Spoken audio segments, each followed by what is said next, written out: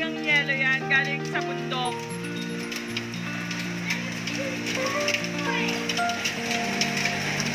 Ayan, hindi ako makalabas kasi mamaya matamaan ako.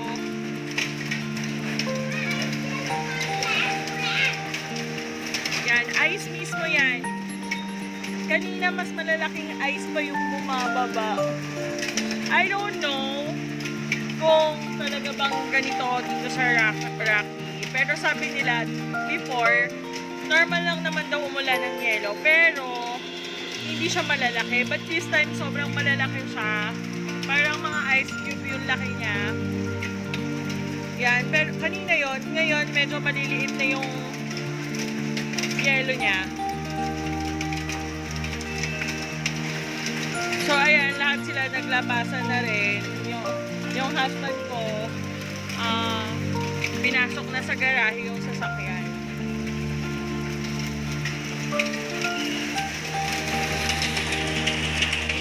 Ayan, ito na ako sa labas. Pero ayoko lumabas na lumabas.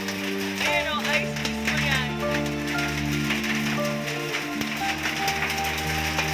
Ayan. Mga ice yung mga yan.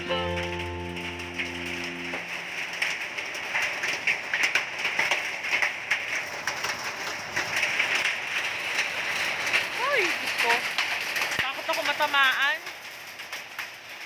Ayan, ice. Ice talaga siya. Dito naman sa Rocky kasi hindi talaga siya nag-snow. So, tropical country kasi siya. I mean, tropical states, Australia. So, nakakatuwa na may ganyan.